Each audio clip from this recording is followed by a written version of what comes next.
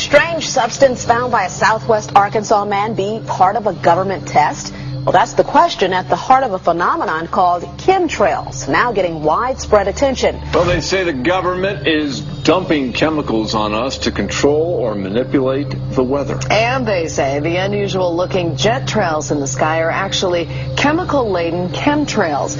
People say the government is up there in airplanes spraying all kinds of chemicals to change or manipulate the weather, leaving what you see there, and they call that a chemtrail. So what I look up there and I think are contrails, you're telling me are chemtrails? Yes, that a contrail would be dissipated by now. And it's interesting, Dale and Christina, this is of interest not just in this country, but European countries and frankly all over the world. A lot of folks interested in it. Well, Dave, you mentioned that climatologists and others who study the atmosphere believe that they'd be able to surely spot any kind of signs of an ominous plot.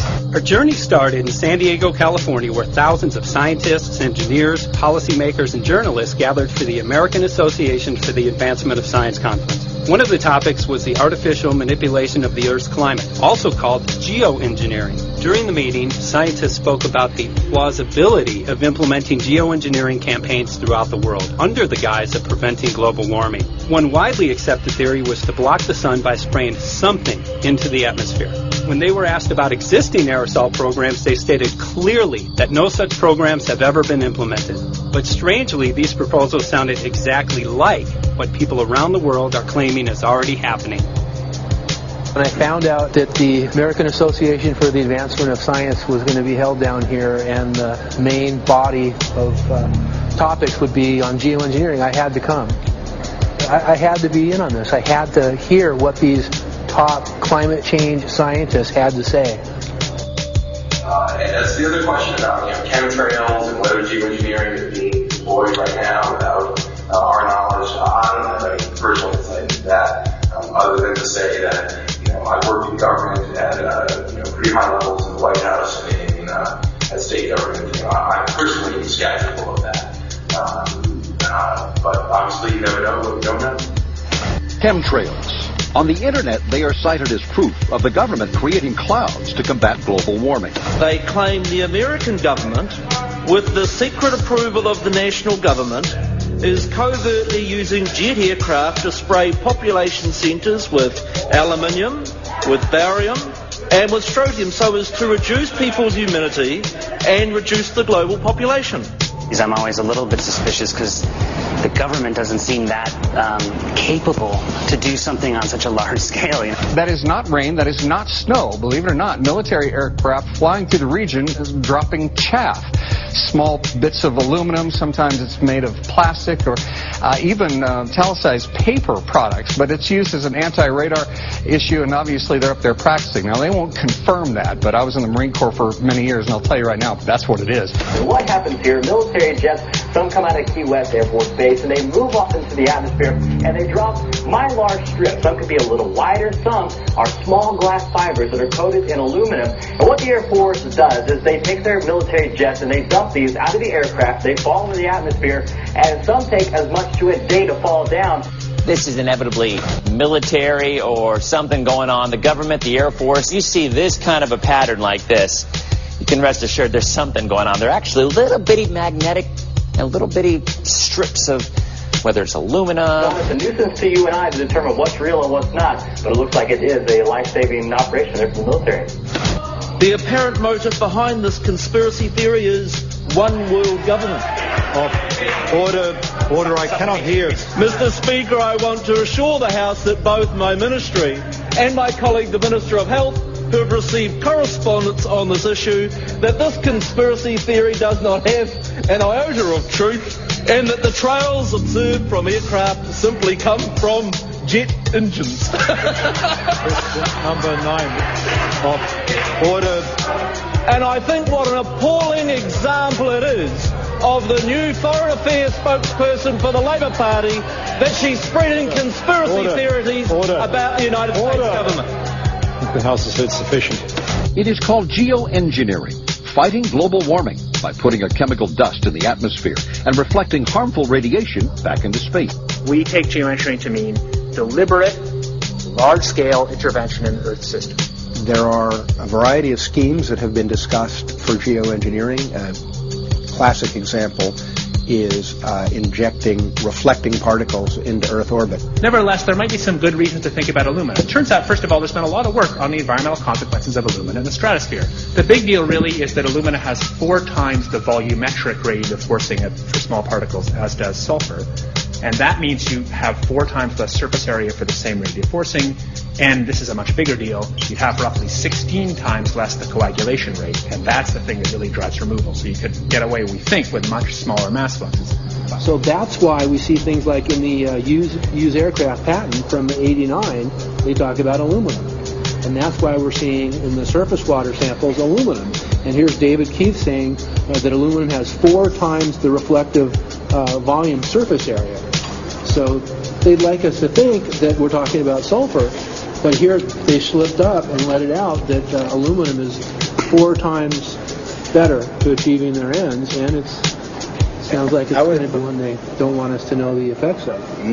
The little picture is from a nanofabrication study, which shows you can make very high quality, and do this in just a jet in a very simple way, make high quality alumina particles just by spraying aluminum vapor out, which oxidizes. So it's certainly in principle possible to do that. There's a big literature that's already looked at that. And you could do that by either building new versions of these aircraft or even re-engineering existing aircraft. So there's some ideas of that. So you go to an engineering firm and you want this done. They don't say this is hard or unusual. They say, okay, yes, we could do it. Aerosol geoengineering looks like it is so cheap that the cost is basically not going to be an issue. That means that implementation decisions will be risk-to-risk decisions. The risk of doing it against the risk of not doing it. And it makes the problem of how we govern it fundamentally harder and different and novel. So I've told you that it's cheap to deliver materials to the stratosphere, and I'm convinced that's true. I don't think that will change. But I think the more we do research, the less easy this will look, the more complicated the environmental effects will look, and that's a good thing, because right now it looks too easy. So I think that if we do more research, we're likely to find out that it's harder and more complicated than we thought, and the side effects are harder to manage, and that's a healthy outcome that will make it easier to do the management. Of course, the opposite reaction is possible. It's an empirical question, how people will actually react to knowledge about this. Another reaction is to say, if these crazy scientists are so concerned about putting CO2 in the atmosphere, they want to think about these things, and that might actually mean we should be more serious about the risks of CO2 in the atmosphere. And by the way, it's not really a moral hazard. It's more like free riding on our grandkids. And by the way, it's not really a moral hazard. It's more like free riding on our grandkids. Numerous air quality studies, including from CARB, California Air Quality Resource Board, have named submicron-sized particulates as being particularly harmful for human respiration. Through all the discussions today, I have not heard any mention of this fallout, and has this been studied, and also the effects of a highly reactive metal like aluminum on toxifying soils and waters? The question is, what would be the effects of these materials on human health if they came down into the stratosphere, in particular small particles and aluminum? So the collaborators of mine working on the aerosol scheme are actually folks from Carnegie Mellon who focused on human health impacts. And while we haven't published it, that was the very first thing we did, was do the order of magnitude calculation in level pencil and paper, but with an expert on human health impacts about whether there could be an issue. And for aluminum or other particles, there are a lot of toxicological things that need to get looked at seriously. But if you're just thinking about the sheer number of particles and the human health impact of small particles, the answer is, well, we haven't published it. That was the first thing we looked at with some of the leading experts who do epidemiological research on human health impacts, and it's not even close to being an issue. So 10 megatons of aluminum dumped into the atmosphere would have no human health impact. So let me be more careful here. To separate out the toxicological, so the alumina we've only begun to research and published nothing. Alumina we've only begun to research and published nothing.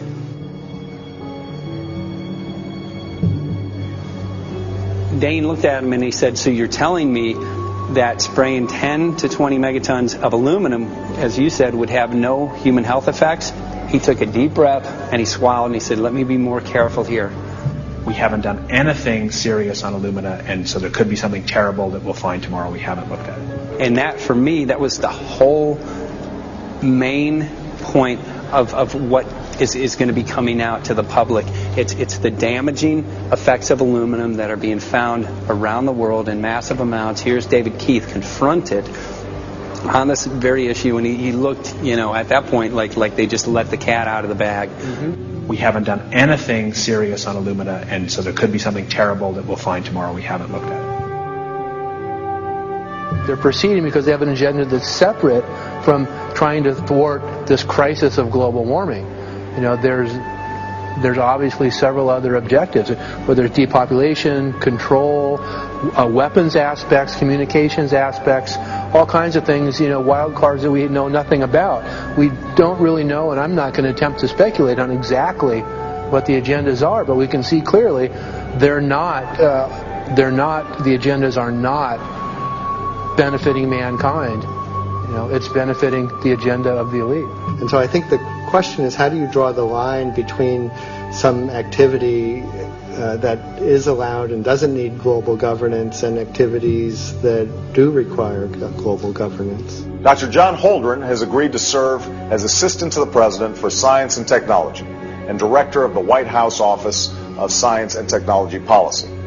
I look forward to his wise counsel in the years ahead.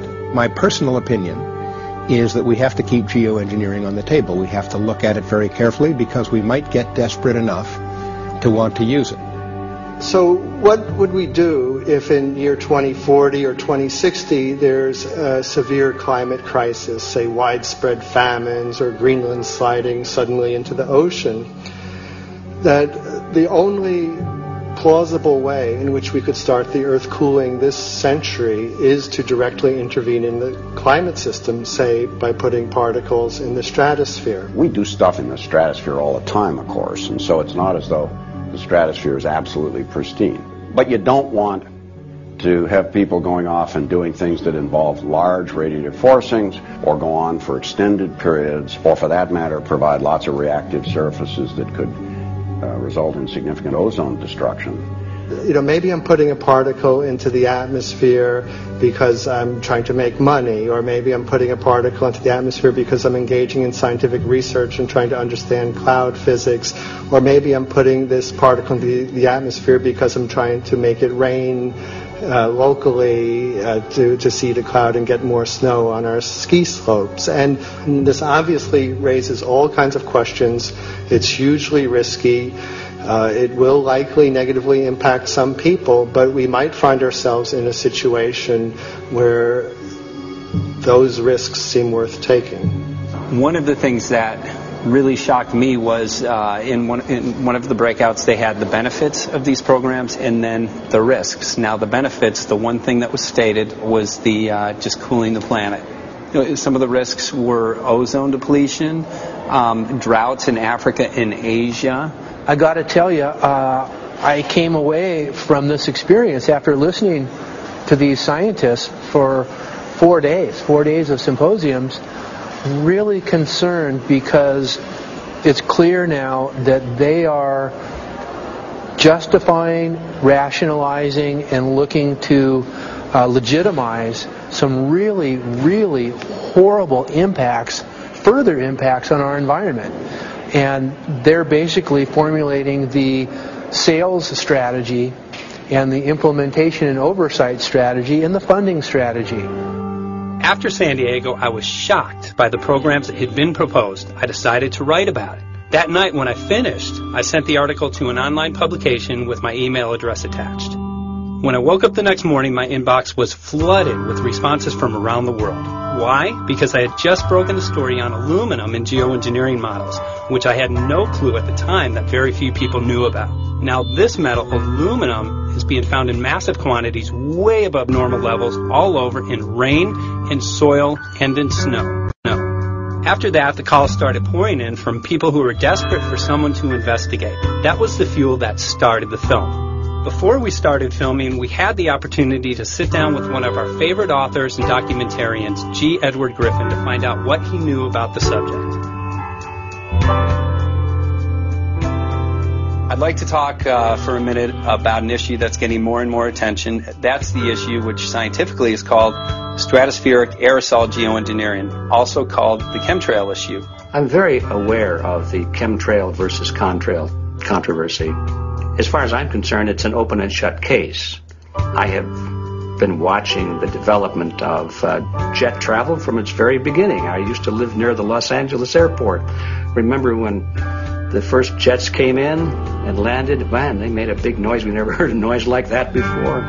And we used to go down and sit at the end of the runway and watch these jets come in and take off because it was a novel experience.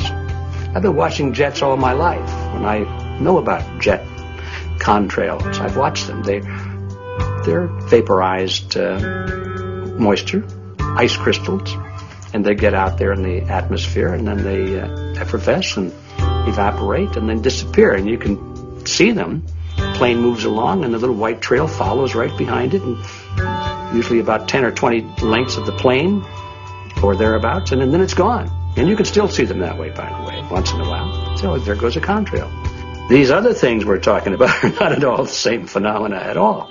These planes go by, and they billow out this white smoke, and it covers the sky from horizon to horizon. It doesn't dissipate at all. And they crisscross each other. And you see this thing cover the sky and turn it milky, and then people start having trouble breathing, and then you hear stories about the aluminum and barium deposits that they're picking up and the residue. And you put it all together, and I don't see how anybody who's got their eyes open and their mind open can come to any other conclusion but that somebody is spending a lot of money and effort to spray the planet. The question is, why? I have my own theories, but I hope that there will be some good investigative reporters go out there and get us the answer. I know that whenever it's finally discovered, and it will be, the people who are doing it will undoubtedly say, oh, well, we did it for you folks. It's for the greater good of the greater number. It's for the society. It's probably to prevent global warming. Or maybe it's to inoculate people against some kind of a dreaded biological attack. We can't go around shooting everybody in the arm, but we can spray them and save their lives. You see how good we are? We're doing it for the benefit of society. I know they're going to, whatever it is, they're going to say it was for your good or mine. Think if we had the ability to steer hurricanes, and the hurricane was going to slam into New Orleans.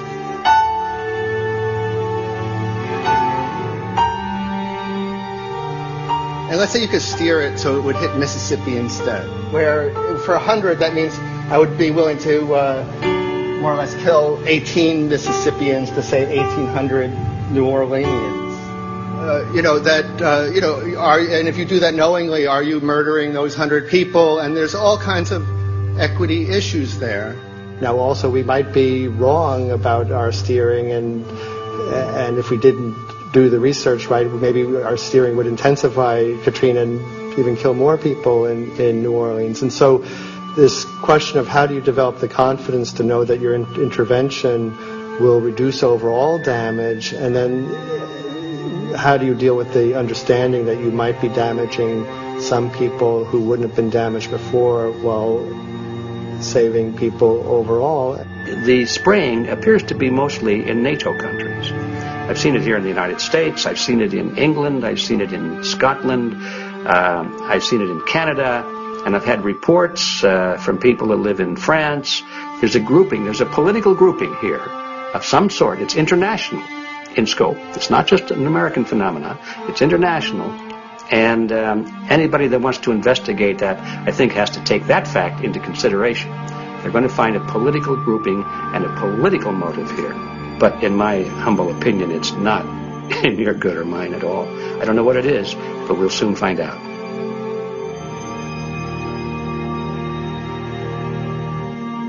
I'm sure that if you follow the old advice, which is follow the money, you'll come to the answer sooner or later.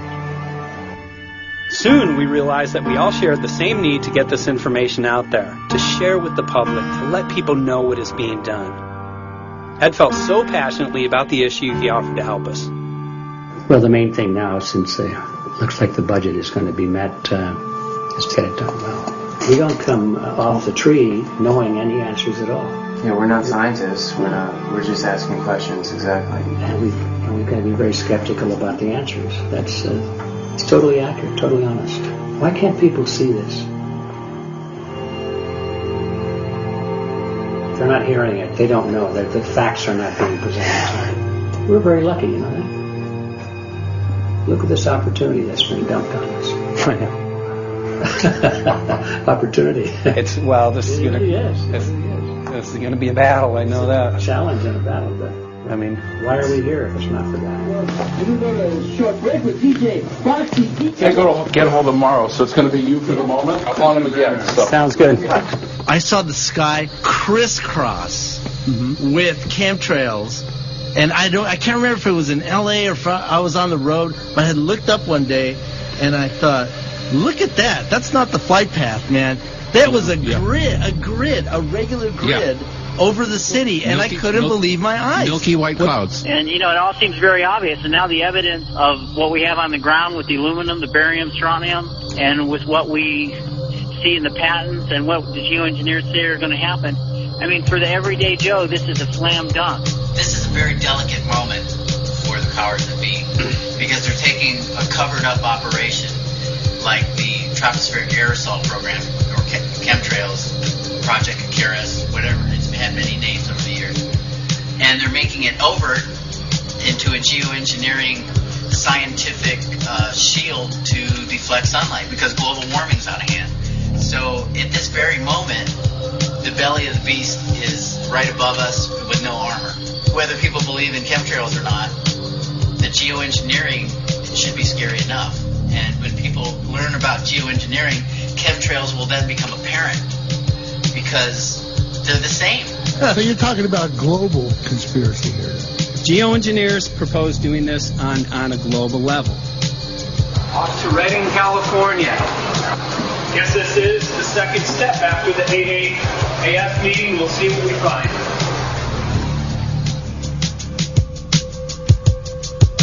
Right here in Northern California at Dana Wigginton's house. He owns over 2,000 acres overlooking Lake Shasta. He told me about some of the challenges that they're having up here. Let's go and talk to Dane. We'll see, what's going on his property. We'll see what he's going through, and also what action he's taking based on the test results that he has.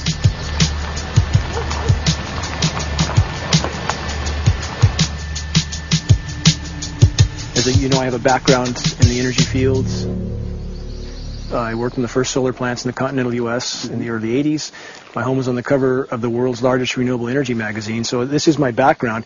My goal has been to alert the public there is a mountain of toxic material falling on us, period. Before about 5 years ago, our skies were typically blue, and now you see it's covered with lines and haze, and virtually nothing you see on the horizon, nothing you see in the sky above us is a natural cloud. I mean, it is virtually all the remnants of these aircraft lines that you see fanning out, spreading into clouds, artificial clouds. But the sky is a very dirty look to it. There's not the white cloud blue sky that we had only a few years ago, but it looks like there's some sort of massive industrial activity or forest fires burning over there, and we see that typically every night.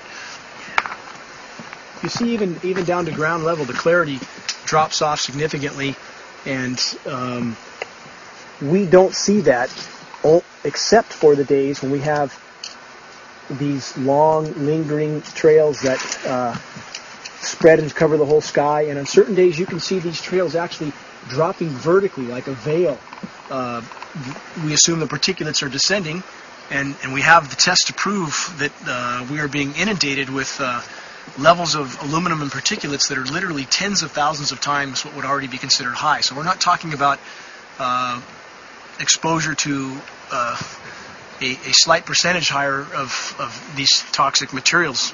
We're talking about quantities, for example, off the side of Mount Shasta. If you can pan back, that's a landmark in Northern California, considered to be a pristine water source. Aluminum or snow sample off the side of Mount Shasta tested 61,000 parts per billion. This is just ordinary snow water, and people are drinking this stuff when they're hiking on the mountain. And remember, government action is required at 1,000. This is 61 times over the government limit, and our hikers are drinking this poisonous water on Mount Shasta Mountain itself. Barium, 83. Strontium, 383. So this summer, the people climbing are drinking poison. Basically. I certainly wouldn't want to drink 61,000 micrograms per liter of aluminum. And again, we've already seen in 5 years soil pHs in this area that have escalated 10 to 12 times, and we can prove that conclusively. Well, this is not speculation. We can prove conclusively that these metals have been in the rain. We have duplicate samples. Bachelor of Science in Forestry, International School of Forestry at Missoula. Master's in Zoology, specialized in aquatics. 35 years with the U.S. Forest Service as a wildlife biologist. And before that, several years with the USDA Soil Conservation Service as a soil conservationist. Also have run the botany programs, range and grazing programs. And I continue that today. Right now I do a lot of master gardener consultation work. When I started this garden back in about 2005 or so, the pH here was 5.5, 5.6. This is the old soil survey of the county. You can look at the page right here. This is my soil right here. It's a Dietz 125, 126 here at my house. And here, the soil reaction pH should be between 4.5 and 6.0. And over there in the pure mud, it's even a little darker. It's 6.8 right there. And what can this do to plant life and ecosystems? Well, you haul one of these things out and you start looking at the little things that are crawling around the soil. A lot of times they aren't there anymore. The little soil arthropods that you can barely see on a microscope, you can actually see movement with this. Little tiny macroscopic, look like little moving pieces of dust. Those start to go away. They're not gone entirely, but they start to go away. This is black oak acorns. You know, this is pieces of cedar wood. You know, come on, folks. This should be very acid, and I'm getting 10 times higher than expected. There's something really wrong here. But you can see all those reports, lots of them. Have over 20 reports here. Well, at least 20. I'd say it'd be closer to 30. All revealing dangerous amounts of aluminum and barium. You know, the science is there that something funny is happening. And the naysayers say, well, so what? Isn't neutral good? Well, no, neutral's not good. Neutral is not good. If your soil is supposed to be 5.6, it should stay 5.6 if you want the forest to be healthy. And if you want to grow a good garden, you have to keep your pH around 6.0, 6.5.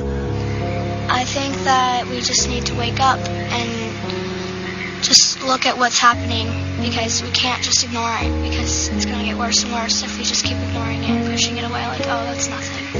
There was mason jars, and they were brand new, sterilized, and that's what we catch the rain in. And then there was a HEPA filter that we tested the air with. Okay, so you caught rain and then you basically filtered air. What did you find? Aluminum and barium. Here's another test that's revealing 375,000 parts per million aluminum, barium at 3,090, and strontium at 345. Yeah, that's from a lined pond. With EPDM fish-safe pond liner. There is no chemicals, manufactured materials at all in that pond liner that's available to the aquatic life. It's designed for that purpose. The well that feeds this pond has been tested and retested.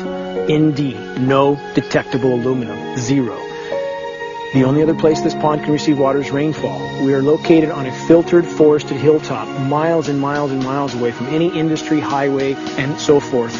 After several heavy spray days, there was a film that we received formed on the surface of the water, and we tested that crust, and it was aluminum and barium. That after a year and a half's accumulation had 375,000 parts per billion of aluminum in it. It's literally toxic.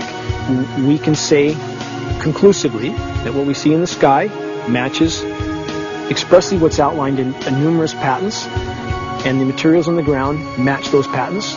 This material was not there 5 years ago. It is a recent phenomenon in the quantities it's in. It has escalated in some cases 50,000% in 5 years, in the case of aluminum. From our original baseline reading of 7 parts per billion, which was already high, it has escalated up to 50,000% in 5 years. And we've seen profound changes in that time. Dr. Leonard Time, PhD in chemistry, I cross-checked with him, and he says the oxides of aluminum, barium, and strontium will drive your pH into the coastal, from an acid soil like this up into the neutral. There's no question about it. And that's exactly what you see happening. Wow.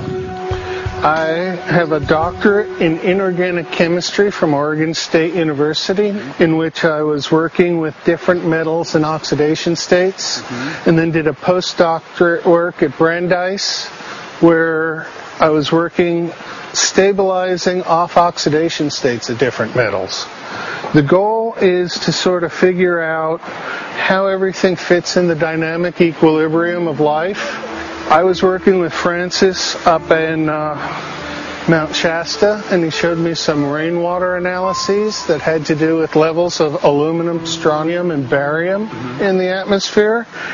So I feel the major toxin in these chemtrails is the aluminum.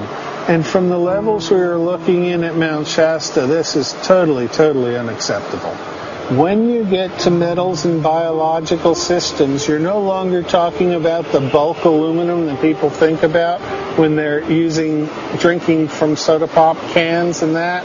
So once it gets to the aluminum oxide stage, it just forms a plaque within your arteries and shuts down life. When you take elements that normally aren't out in the environment and you start putting them in the environment, it raises some serious red flags.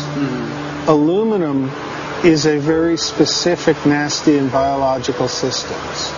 It takes that site and it never lets go, and it shuts down the site, and that's it. And so as you accumulate aluminum over time, it causes major neurological damage because it ends up as aluminum oxide that's essentially stuck in place and can't be flushed out by normal systems. At the core of everyone's condition, there's always some level of toxins. And aluminum is known to have cancer-causing effects. The half-life is decades. I think that we should be working on taking more of these toxins out of our environment instead of adding more toxins in. It's very concerning that if we add more toxins to our environment, that will be increasing the rates and risks of cancers. Even one patient is not worth it. So sad that they would consider putting aluminum in our environment to affect something when they could be causing so much more damage.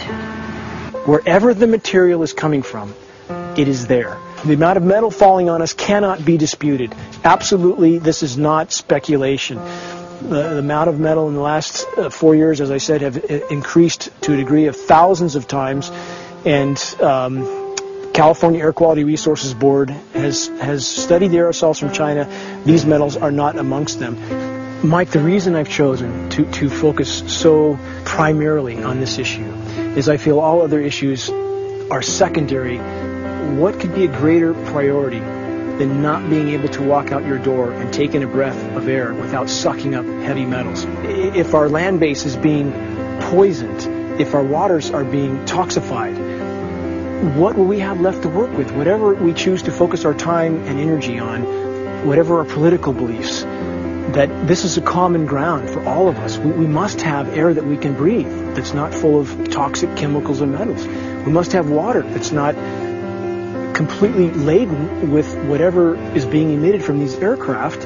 And if people stopped to consider that the atmosphere is as thin as a layer of paint on a basketball, it is an extremely thin layer that allows life to exist on this planet. To simply treat it as a physics lab and experiment with it until it is broken beyond repair is folly of unbelievable proportion. And if people understood that this sort of experimentation not only is going on, but it has been going on for a very, very long time. Going back 50 years, there's been countless climate manipulation, weather modification programs that the vast majority of the public is completely unaware of. And if they think that that this is not true, that certainly that somehow they would have known if it was occurring, I would ask them to look at things like Agent Orange and the things that governments do because they can, because there's no one to stop them, because they have these huge military machines that want to control everything. And in fact, the government's own document, perhaps you may have seen, that it's available to any online, is called Owning the Weather, an expressed goal of our government, and not just our government. He told the Associated Press that the American government has created weather tampering techniques so that the New World Order will be able to starve millions of Americans and control the rest. There is weather control techniques. Number one, the entire patents on the equipment. Number two, Senator Claiborne Pell's complete statement and story of his own that not only does it exist, but that we even utilized it as far back as the Vietnam War. Well, Murph, we're going to do what we can. Let's see what we can do. You got the scientists behind you. The scientists are with you, so at least this scientist is with you. I may not have $1 million budget, but I've got enough to show that something's dreadfully wrong. You got it. All right. So Arizona will be this Monday, the 21st. Senator Johnson up in Show Low. So we're going to be in the car a long time.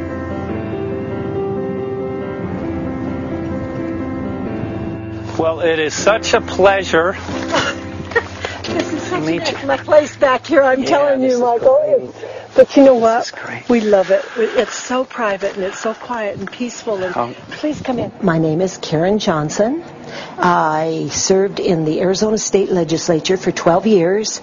I was in the House for 8 of those years and in the Senate for 4 of those years. When you see a plane fly overhead, there's a trail that leaves the end of that plane, and it goes from one horizon all the way to the other as the plane flies across, and it begins to filter out and cover more and more of the sky in kind of ripples. It widens out and fills the whole sky. I mean, how could anybody think that that was the case? And then to live and to be underneath that and know that whatever is in that is falling down upon you and upon your animals and upon the earth. And I mean, it's frightening to me. And if people don't start really waking up and facing the fact that we've got people that are doing terrible things to us, and we had better wake up and fight back now. I mean, I'm the mom of 11 kids. I've got 35 grandkids. I mean, I've got a stake in this. I care about what is going to be left for my children. I care about it, and I'm extremely worried about what is going to be left to them.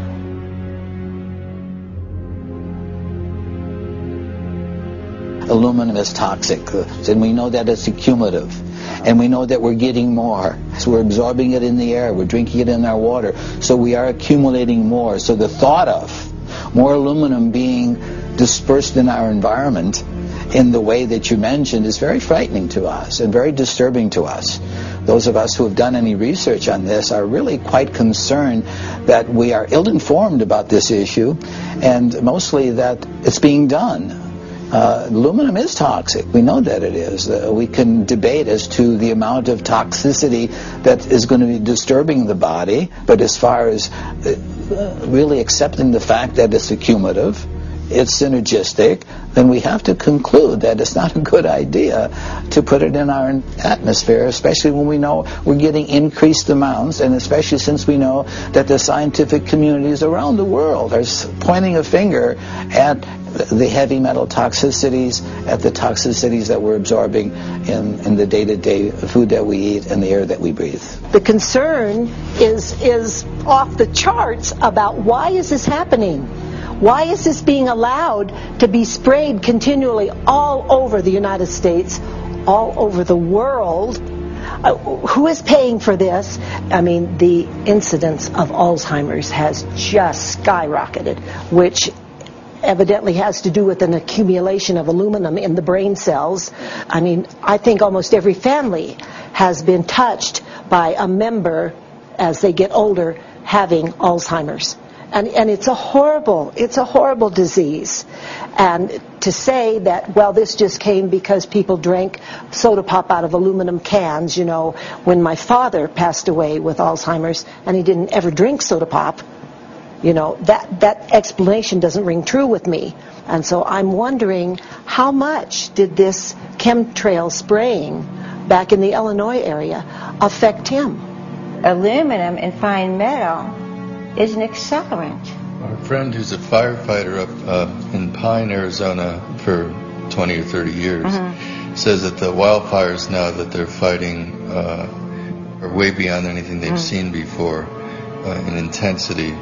And when you look at the air samples and you see the fine particles of aluminum, which is very flammable, and magnesium settling on the trees, this is causing unprecedented savage wildfire. But if you look at this, you can see these are parts per million. They sent this to me, and I just found this to be extremely interesting, because we should have like 2 parts per million of aluminum in our air.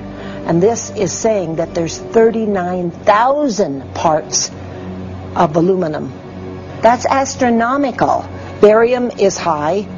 I mean, these are way off the charts of what people should be breathing or what's coming down on them. And, you know, if people wonder why their health is deteriorating, why they're having to go to emergency rooms, why they can't breathe, you know, why they're getting Alzheimer's, this has been planned. We have elites, I don't know what you want to call them, one worlders, Illuminati, whatever you want to call them. But with these people that don't care about the average person. They only care about themselves, their greed, their power, and if they eliminate, you know, 2/3, 3/4 of us from the planet, so much for the better for them, because then they don't have so many people to have to herd around and worry about. So this is a lot what this is about, and this is very, very alarming and scary.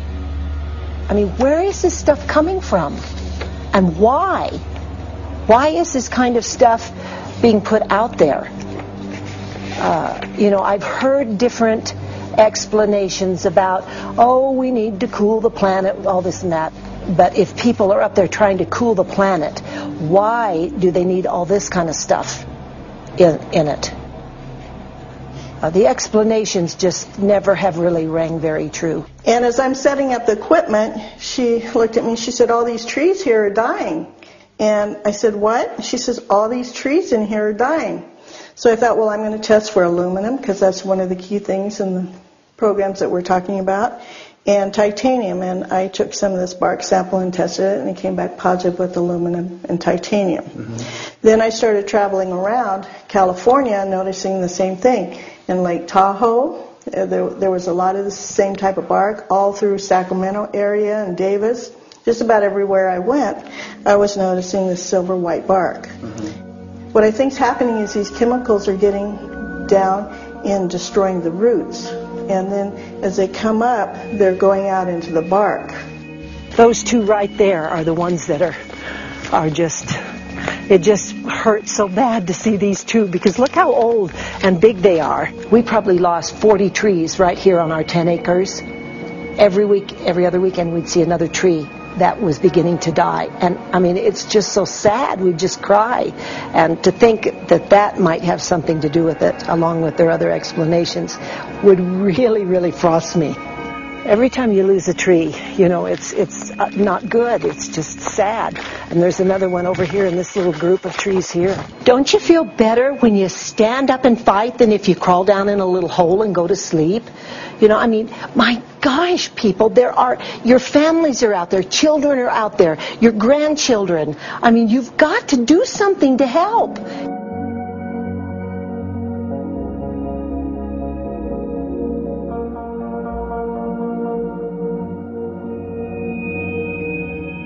My greatest hope is to get people to question.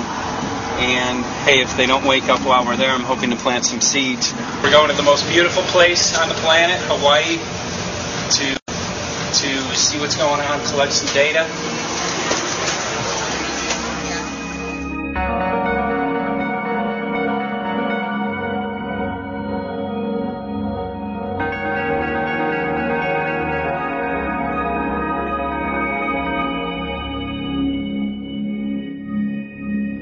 Thank you for having fun with us. Hope you enjoyed the trip. Have a great vacation and welcome home if you're lucky enough to live here. Thank you.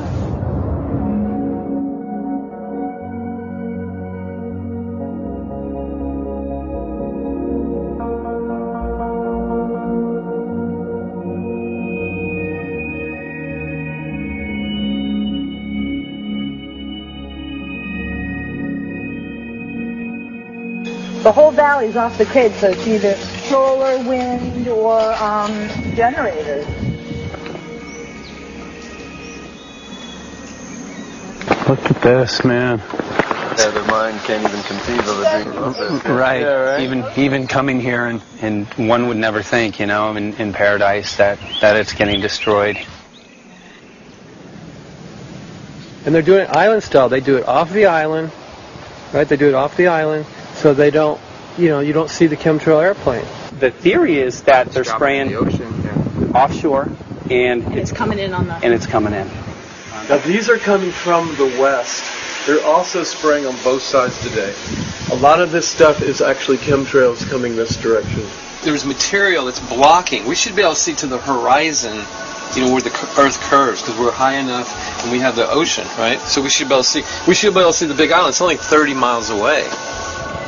And you can see it's not a blue sky behind it. That's the key. It's all, you know, has that kind of weird looking blue, like silver blue I call it. And this is a nice day. You know, there's no more blue sky. The night we're going to look at the stars at night, and it's like you'll see, you can count them. There's so few stars at night now. There should be hundreds of thousands of stars, and I can count the stars. There's like one here and one planet here. It's like you might see, some nights you'll see 100, some nights you'll see 10. This is what concerns me, this kind of stuff right here. It's just soft. Okay. This just comes right off, this bark. That's not natural. Where I've seen hundreds of thousands of coconuts, and I've never seen it falling apart like that. Look at this, you guys. I've never seen anything like this. I used to trim trees all the time in the Big Island. I've never seen anything like that. That's why I'm concerned. Not an easy task that you have here on the island. I could see the skepticism because it is so far beyond anybody's reality. It's amazing. It's just amazing to try to look through somebody else's eyes. Like my eyes, I can see this, so it's like night and day. And other people, it's just the illusion is just so deep. What do you think would happen if everybody awakened to what was going on and what the plans were of geoengineers? I think they'd have a revolution in Hawaii. If people really understood what was going on. What's your concern for? I know that you love the land here. What's your concern about the chemtrails? Well, that we won't be able to live here and grow our own food, and that our health is going to be compromised. Do you think it already has been? Yes. And the thing is that they're doing it every day here, every day. So it's hammering, micro doses every day. And then, of course, it's getting in the environment, and of course, it's weakening the plants. And it takes a couple years for this to actually weaken the plant. So we are asking for GMO taro. We're asking for GMO papaya because we can't grow our natural seeds. We can't be sustainable. We can't truly, be here as God created us to be. So my friend convinced me to do a hair analysis on my daughter. So we went ahead and cut close to her scalp and got some really recently grown hair and sent it in. I was just sure that my daughter's hair was going to be so clean with the lifestyle that we live. And lo and behold, it came back and her levels were really high in aluminum. This is the chart here. This is the reference range, and this is where my daughter is. 23.1 aluminum. The skies are covered with a white mist, and I look up at night anymore and I don't see the deep, dense stars that I used to, and I can't help but think this obviously has something to do with my daughter's health. I don't know where else these heavy metals are coming from. Yeah, I mean, look how old she is. Yeah. She's been isolated here. Here, and she's... here. Anybody looking at the situation would be like, this is paradise. This child should be like superhuman. Organic foam. And here you are getting all this heavy metal stuff. She has highest level aluminum on the chart. Never had a vaccine either. Folks, these people are playing God. They are playing God. They're manipulating the weather, and they're spraying stuff into the sky. They are trying to geoengineer everything, including your plants and trees and your ocean. Well, tonight, we're just hoping that instead of not looking at it, you start looking into it, because I really believe from the bottom of my heart that we are in a real crisis. I really do. They are proposing dumping 10 to 20 million tons of aluminum into the upper atmosphere. What does aluminum do? It changes the pH of soils, which is toxic to plant life. Also, it's very toxic to human health. Are they doing it? Well, let me tell you about my experience and what we found. We have much evidence that not only suggests, but I believe prove that they are happening. Jeff, what's going on? And as I promised, we're joined right now by a very special guest, Michael J. Murphy, currently on location in Hawaii. He's working on a documentary film called What in the World Are They Spraying? Michael, welcome to the program. Great to speak with you today.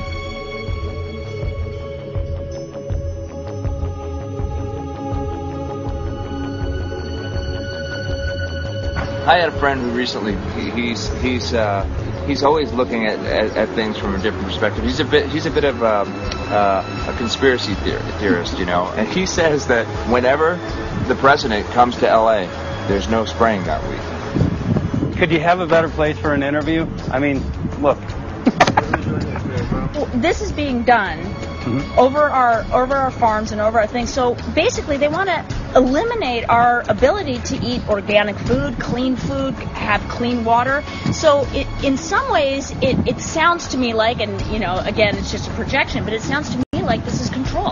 How do we control the masses? Yeah. How can aluminum be good for you in any? And what was the second chemical you mentioned? It's barium. Barium aluminum. Obviously, those are toxic to everything. To human health. To human health, to farms, to animals, to everything.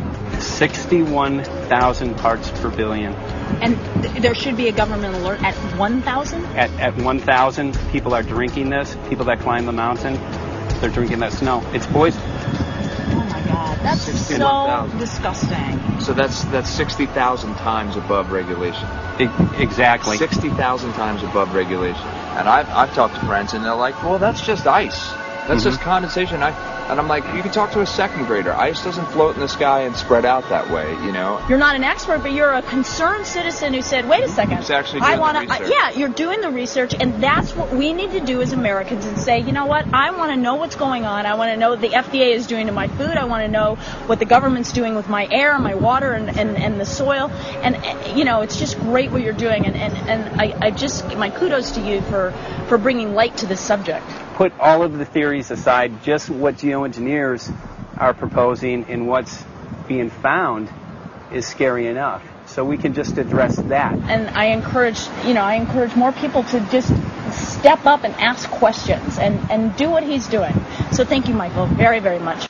Aerosol spraying aluminum affects everywhere, and we have a beautiful tropical climate which I believe might be in jeopardy. So we wanted to not only come and bring the message of what people were finding around the world, but encourage people to test for the aluminum, strontium, barium. Essentially, I think it was an effective trip. I saw a lot of people here in Hawaii, in Maui, awake and not only curious but willing to look into this deeper, and that's my only hope. This is one of the boldest moves, I think, from Ed Griffin yet. This is the taboo topic that nobody's supposed to talk about, and that is aerosol spraying. Now, we've got tons of documented proof of errant aerosol spraying.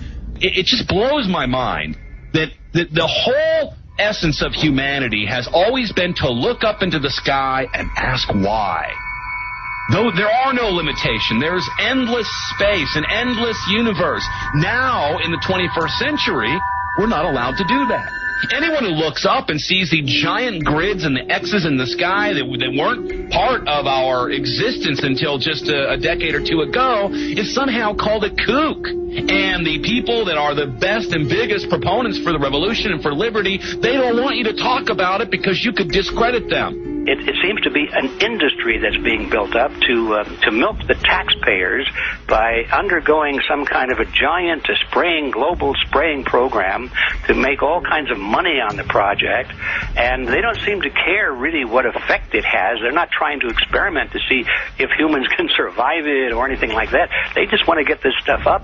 And then we discover, as we're going further down the line, that there are companies generating genetically modified organisms, seeds, modified seed crops they're being engineered to resist the aluminum in the soil. And a lot of crops won't grow in that. And so now, after they've messed up the soil, all the farmers were going to have to go back and buy seeds that have been genetically engineered to resist the aluminum that have been put into the soil. And all of a sudden, mankind is completely dependent upon these companies like Monsanto and other giant agricultural firms. You can't even grow natural seeds anymore.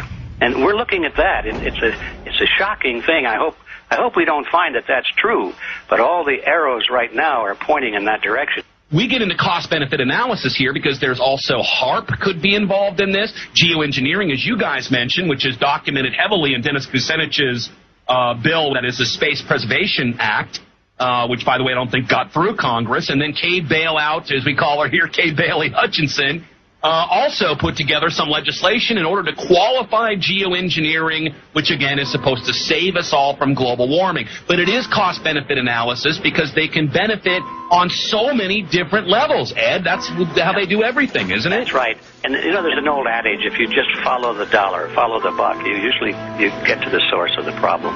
And it looks to me like there's a tremendously profitable industry being built up right now around this concept of geoengineering or weather modification or reducing global warming and all of these other things that can be sold fairly easily to an unsuspecting public. They all say, oh, well, that's good. We don't want global warming, And so they put up with this, and they don't question, they don't criticize. But behind the scenes, you see a whole industry being built up, which is, as I say, tremendously profitable, and the money for all of that is coming from the taxpayers. And it's a scam is basically what it is. We're just focusing on the one area that is real easy to prove. There's no speculation in the area that we're going into. They definitely are doing this geoengineering. They definitely are talking about it. They're working up formulas for it. They're putting together strategies for it. They've got funding for it. Everything is in place. We don't even have to go into those other areas to make the case. Okay, let them believe that, but at least they must understand that there's no question that they're talking about it and planning to do it. And so shouldn't they be equally alarmed about what they're going to do if it can be shown that barium and aluminum and some of these other toxic metals are very destructive to the planet and destructive to human health? Isn't that enough? How many issues do we need to crank into this? And so, if you're going to kill the planet and kill the population, do we need any other reason to be alarmed?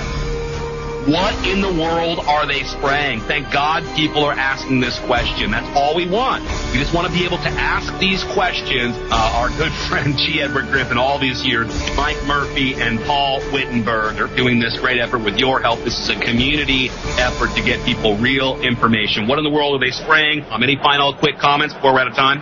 And my only final thought is that we asked the question, what in the world are they spraying? And we now know what it is. And folks, you're not going to like it.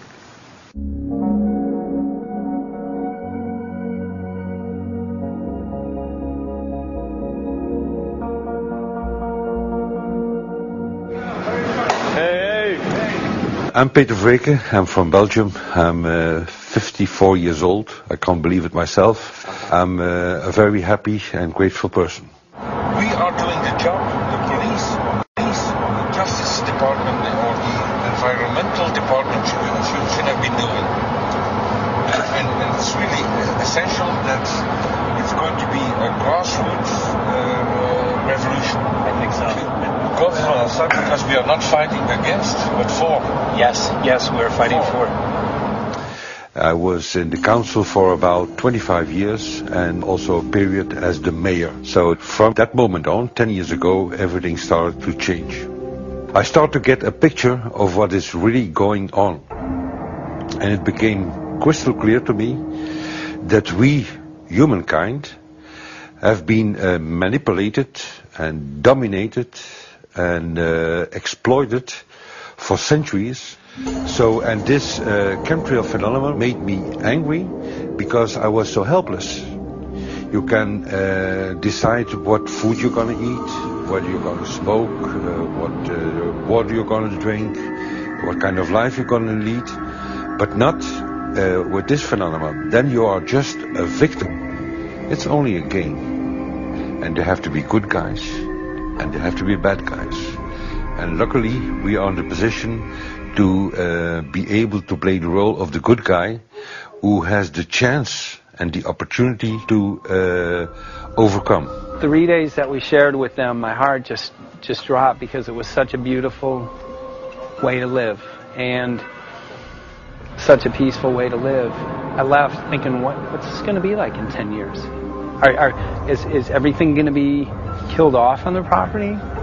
And if it is, how are they going to get their food source? Are they going to have to take a class, and get certified by company XYZ? And what are the requirements for that? And that really is the end of freedom. I'm concerned about that. I definitely, I really am. Yeah. I learned to say everything is now as it has to be now.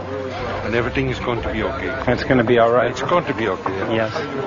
I have this deep feeling that in the end we will prevail because we have the right on our side.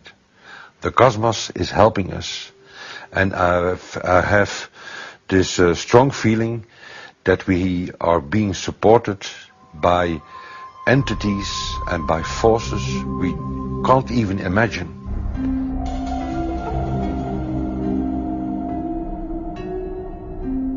Here for the first time we have this scientific proof that we are being spread.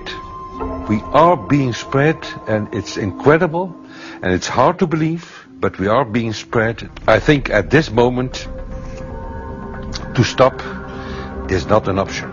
Once you know it, and once you have a tool like this and an opportunity like this, that the issue of chemtrails or persistent jet contrails or whatever name you use for it, that this phenomenon is recognized as being real, publicly debated on. In the context of geoengineering, I think it's high noon to bring this to the public.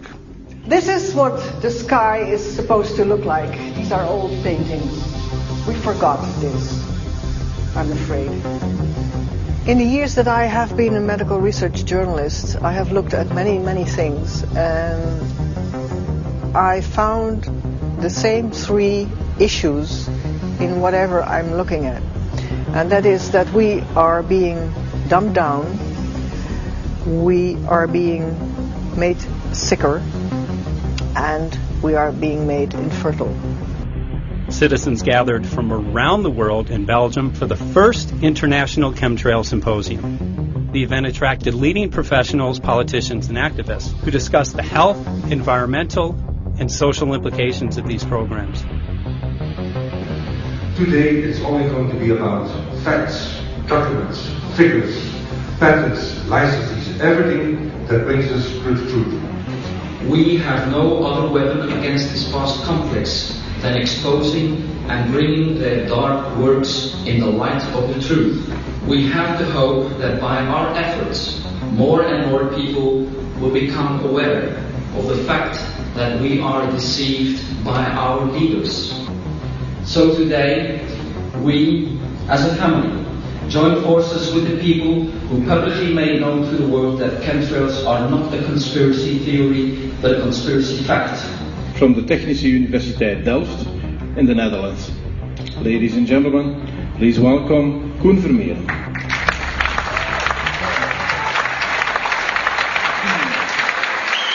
Well, I'm Koen Vermeeren. I'm a university professor of Delft University of Technology. Usually people are with their heads to the ground in their own two-dimensional space and they don't look up. But if you do, you see more and more spaces like this. And it worried me too. I have no explanations to our students about these phenomena. And then I studied it myself and I found out that I couldn't give them the answers they wanted, because I think that the phenomenon is not natural. It's not natural what is happening, and the explanations that are given to us are not enough for me. If you look at them from a scientific point of view, the first thing a scientist does is trying to explain something. Because I'm smart and my students are not as smart yet, so I have to give them answers to questions.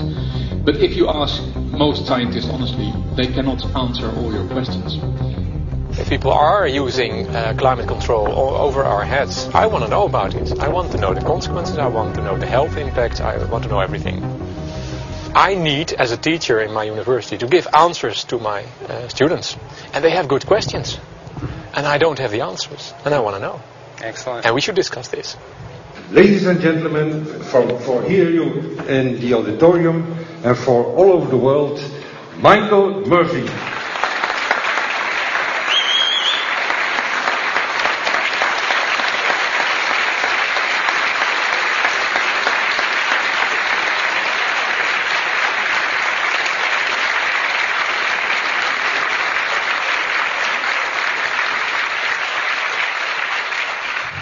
Well, thank you very much. It's definitely an honor to be here in Belgium. The people who are in power control everything. They control the markets, they control us, and now they're even controlling the weather. And they can use that for warfare applications. The one thing that they cannot control is what God had originally made, and that's natural organic seeds. This is called the Hegelian dialect. It's called problem, reaction, solution. The problem here is massive amounts of aluminum, things starting to die. The solution is Company X that says, hey man, you're not getting yields on your crop. Everything's dying. But I got the solution. I got a seed that will grow in this environment. The only problem is now you have to start buying from me. We're a little concerned that maybe part of this agenda could be to kill off anything that's natural and organic and re-engineer it with aluminum-resistant GMO seeds.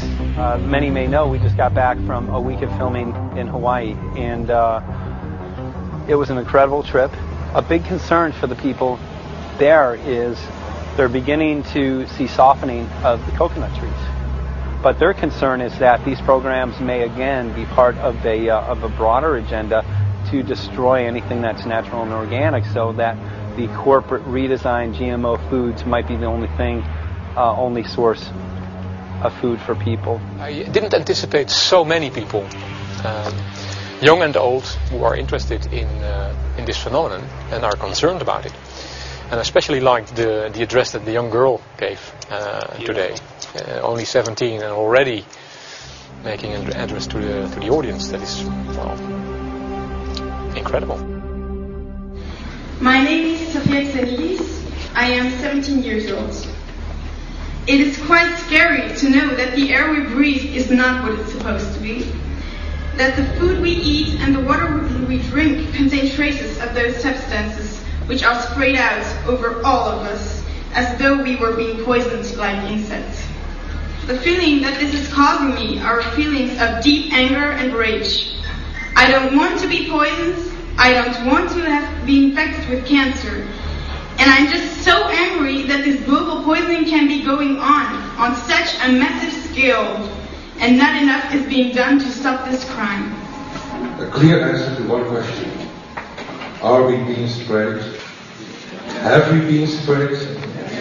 And is it their intention to spray again and again? What are we going to do about it? How are we going to deal with it? How are we going to stop it? I know the answer. There is only one person who can stop it. Did you know that? You are. You are the person, the one you have been waiting for.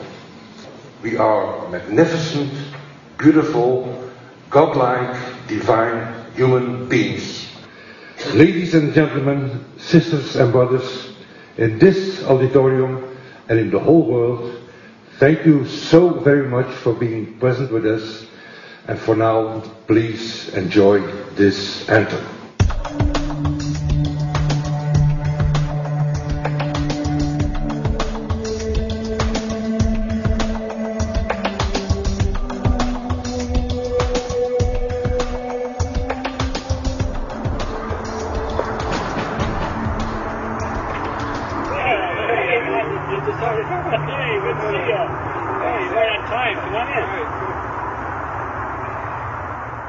So, anyway, I'm glad that the weather's been good for you fellas so far. Just think if we were doing this in the wintertime, you might, if you're going to Washington, D.C., you might run into snow. Thank God we're not. That's right. You know, it's interesting because of the different weather modification programs. There's something like, I think, right around 32 in the continental U.S. alone going on. So the theory is that geoengineering is in part weather modification. You know, Mike, that's a very good point. There are so many subsets connected with this issue of geoengineering. People are writing to us all the time with information about the connection to global warming, the connection to weather modification.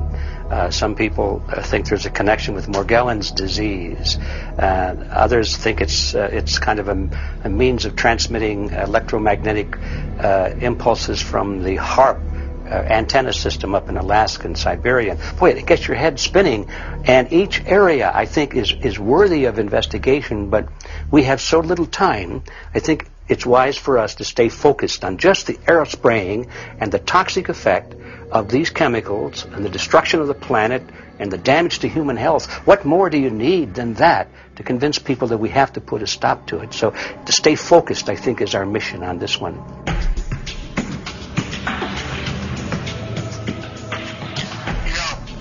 Jeremy, we had an idea. We know that you know the political system real well.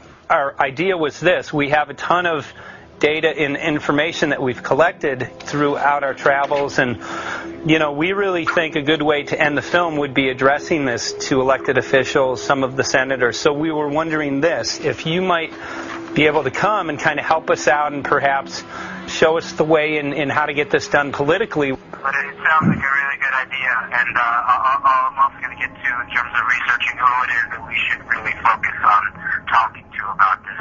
At the very least, if we could make it impossible for them to claim that they don't know at this point, we can strip away their plausible deniability that they haven't heard of the data that points to geoengineering stratospheric aerosol operation already going on.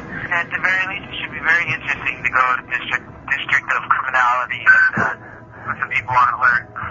Yeah, you have a lot of enemies in Washington. That's where all the power comes together and the money, you know. So there are people there, I'm sure, that just don't want us to do this job. But I'm glad you're going, and you'll find out.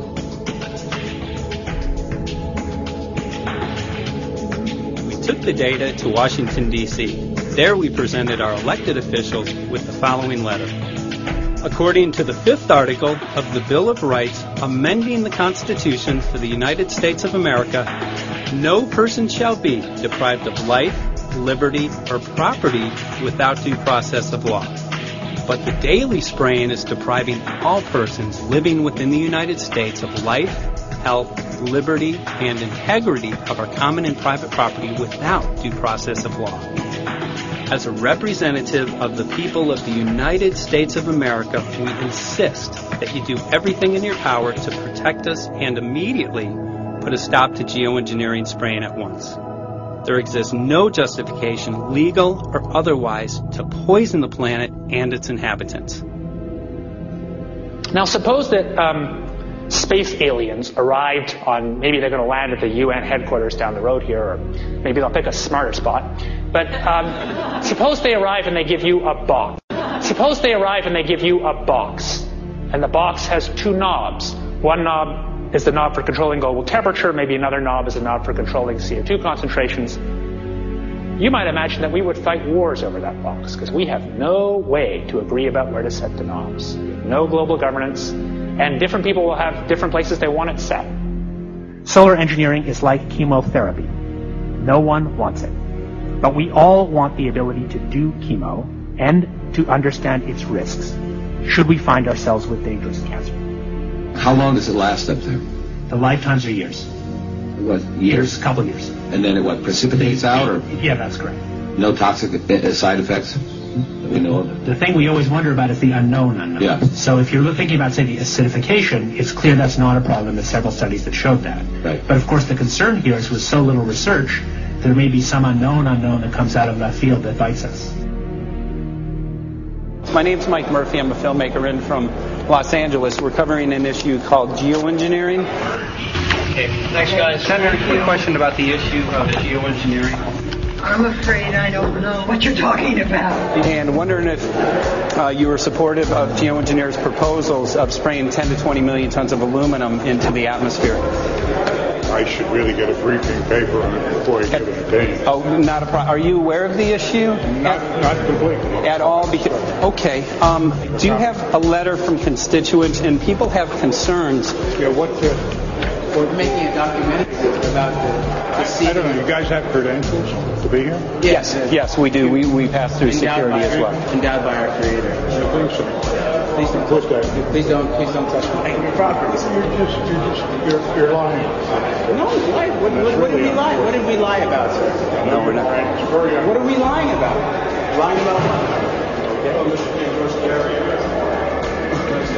It's a little unusual, huh? I haven't heard that. Okay. You're not aware of it? And it appears that these programs have already been deployed. You know, I haven't looked at that proposal, and so, why don't you let me review it? I can do that. Are you aware of? Actually, I'm going to go. Yeah. Let me go ahead and get that. I will take a look at this, and I will act accordingly. General, this program, this openly covert program of the aerosol spraying, stratospheric aerosol spraying, geoengineering, using tons of aluminum, spraying it up in the sky. I have no idea what you're talking Okay. Commonly called chemtrails, sir. When you were the head of NEMA, did you see the aerosol trails? Mike Murphy, filmmaker in Los Angeles. Hi, sir. And we're covering an issue called geoengineering, and wanted to know if you're supportive of geoengineers' proposals.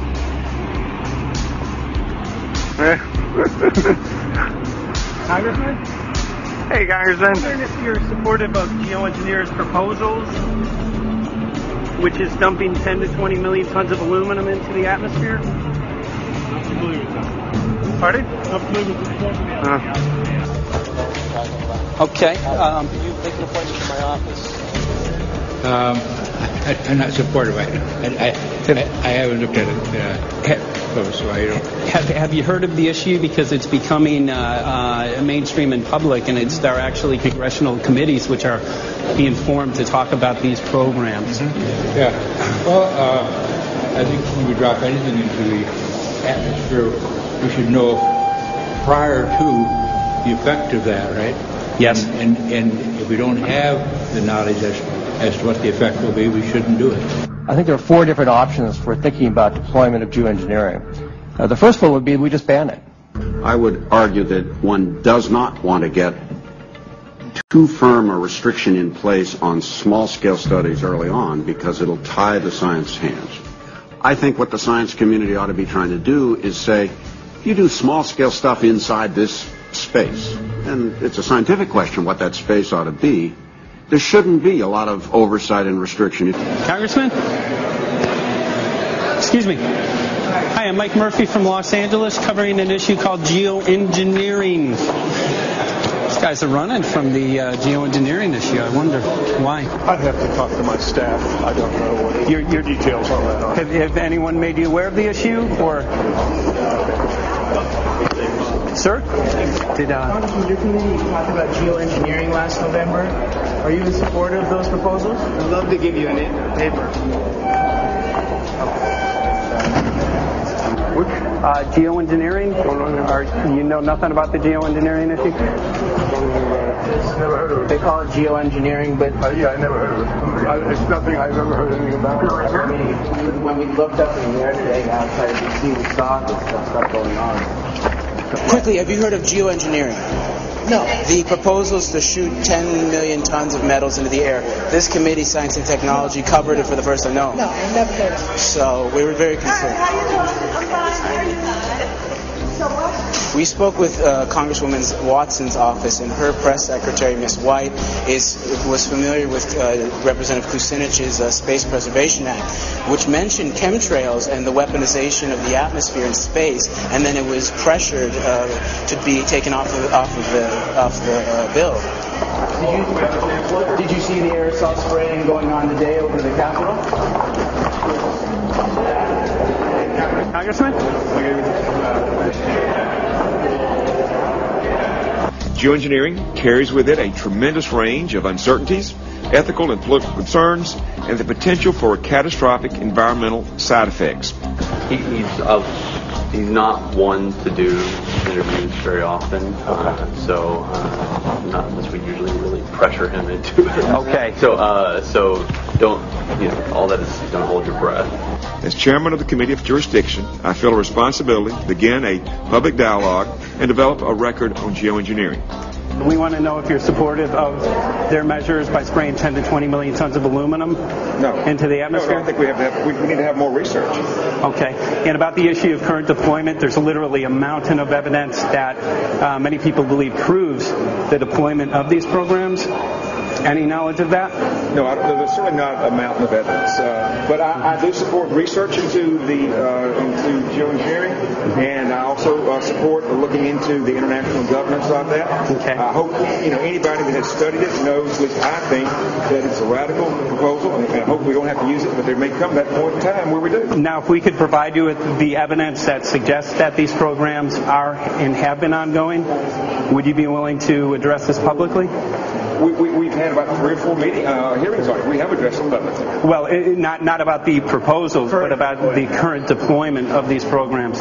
Citizens. I don't support the current deployment. I think we need to have more research, and they have consequences that go beyond one nation, and so I think that there needs to be governance to that. Governance is not simply an issue of deployment, but governance before deployment in terms particularly of large-scale scientific field work.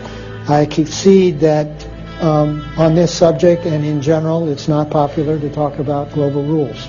And when these people started talking about the need for UN Security Council oversight, a supranational environmental security enforcement with a strong mandate by the UN, it really is clear that they're looking for a global power behind the manipulation of the environment. But I do think it needs to be sort of an international kind of treaty that does tie and bind all nations into a common fate. It is a common fate. And unfortunately, it's not just big governments that could do this. It is small governments. It is billionaires probably could figure out, I'm going to save the world all by myself, and I won't bother to mention it. How do we decide when there's a planetary emergency? Whose hand is on the thermostat? How do we decide when to start it? There's no way to do that right now. And what if we do start doing it, and then by some problem with the technology or with the will, we can no longer do it? In a year or two, the aerosols will come out of the atmosphere and temperatures will shoot up at a rate much faster than it's going up now. And it's that rate of change that's hard for us to adapt to. So once we start it, we'll be sort of locked into doing it for a long, long time. And so with basically no end in sight. Boeing would pursue this to make a profit, right? I mean, the financial motivation to do this. Let's see. So let me not speak for Boeing. Is that allowed? Okay. Yeah, well, it is what it is. No, but someday, if the U.S. is going to decide to do this stuff, they're going to look to a company who can do it, and you want to be positioned. Boeing would rather get it than Lockheed Martin.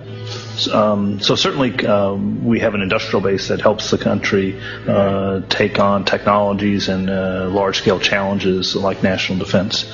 And we do that both for a profit motive as well as, I think, as a national service. So I think it would be truly disastrous You know, we discovered a few years from now that there was a black program that some government had stood up to sort of learn on the quiet how to do this. It's pretty clear you can cool the planet, but you will not and cannot bring it back to exactly the same climate state you started with.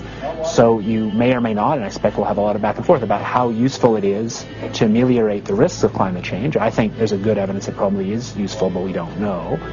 But it certainly can't get you back to exactly the climate you started with. I think everybody agrees with that. Do you think you'll see deployment in our lifetime? Let me say I hope not. Al? I would agree. I hope not. I hope not. Okay.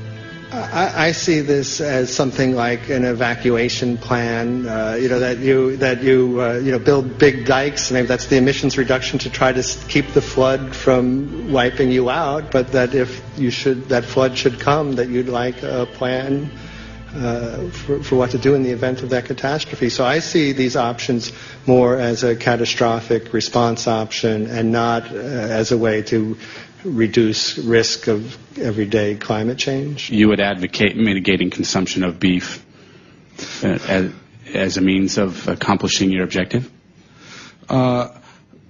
Yes. How would you suggest going about that? You can't. I mean, it's your job to decide what to tax and what not to tax. Obviously, if you wanted people to behave differently, you give them incentives and disincentives for behavior. But I'm sure that's the answer you wanted to hear, Mr. Smith. If only my time had not expired. Thank you, Mr. Chairman. Because there's literally aluminum and barium contamination found around the world, believed to be from these programs. Like, look, today over the Capitol, looks like they're deploying some type of aerosol. Did you see it? No, I didn't, but you see. In a James Bond scenario, some rogue rich guy puts some airplanes in the air and sees the clouds. What is to prevent that? Okay, are you aware of the issue? You do it through the... Are you in support of those proposals? What is your take? I don't know anything about it. You're not. I have to get more information. I've got a chair here. Okay, we'll give you a letter on that. Yeah, this is a letter from constituents. Okay, great. Excellent. And many people believe that these programs have already been deployed because mass contamination has been found. Geoengineering programs, stratospheric. Got it. Yeah. Spraying from airplanes. Okay. So what is happening? People from around the world are finding contamination. Let me take care of this and I'll talk to you when I come back. Thank you very much. We see that even though we might make the average temperature of the planet about right, the rainfall patterns change some from today. And some places become warmer and some places become cooler. So there are going to be winners and losers in this geoengineering activity if we were to do it. But nevertheless, as David has said, there are reasons why we might consider doing it. Many people are deeply concerned about it because of the toxicity of aluminum, and it has been addressed to Congress in various committees. Would you take a look at a letter from some of your constituents addressing the concerns? Excuse me. Okay. Can I give you a letter from constituents? Are you aware of their proposals of dumping? Gotcha. Thanks. Well, I'm not familiar with it, so I don't know what they're doing. Okay. Geoengineers are proposing just that, dumping aluminum and barium into the atmosphere. Why would they do that? Aluminum's a precious metal we can use. Well, the stated goal is to actually cool the planet. However, there's a... Sounds strange. Right. Exactly. So they're proposing dumping these metals into the air to block the sun, essentially. We're here to find out what members of Congress are. I hope we would have a strong hearing on that before we decide to do. I would hope so. And there's plenty of evidence that not only suggests that these programs have been deployed, because we're finding contamination of aluminum and barium on the rain, snow, and soil. Okay, thank you. Thank you. LA County has seen a 200% increase of Alzheimer's over the last decade. Tons of ground and water samples showing high levels of aluminum all around our state. Why don't you give me all the information you have? I have some very good people I will assign it to. And if you get it to Mr. Lavelle, he's got my card and send me an email. Lavelle. Okay. He's got my card and send me an email and We'll be in touch. We are investigating this, and there's literally a mountain of evidence that suggests that these Okay, programs are move going that on. mountain over to us. You Let got us it. take a look at it. And look up, Thank keep you. looking up into the sky, and you'll see some of it. Oh, okay. You will. You can All see right. the aerosols being sprayed out of airplanes quite a bit.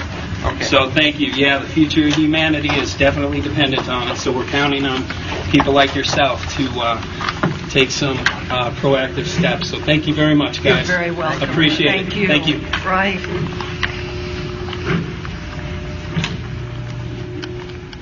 A lot of Congress was running down the hallways to avoid answering any questions, looking for doors in the hallways.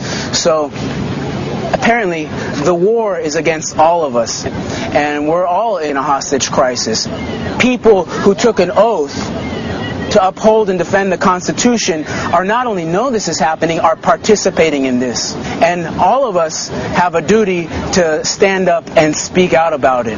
Why is the water being contaminated? Why is the soil being contaminated? Why are aluminum-related diseases going up? And it's affecting all of us, and thus we all have the duty to stand up and speak out and get educated and stop this. For our own sake, for our children's sake, it is a crucial moment in history right now.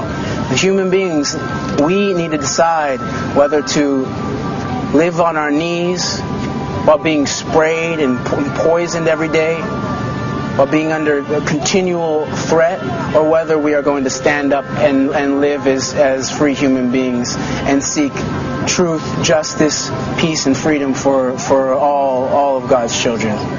So as you can see, we're ending our film here in Washington, D.C. We've made many public officials aware of this. Most of them either denied any knowledge of this, or they simply were unwilling to address the situation with us. So as you can see right behind the White House, we do have aerosols behind us. The spraying has continued. What is the solution? Is the solution here in Washington, D.C.? Clearly, this is one of the solutions, but the solution is not only here, the solution is within you. This issue affects all of us so deeply. So you need to look inside. Please get active, get involved, start spreading the word with growing awareness. About 90% of the population, we believe, is unaware of this issue, which means 90% of the people who normally might do something if they knew are not doing anything because they are unaware. So please look into your heart, use whatever skill you have to get the word out. The future of humanity is dependent upon it.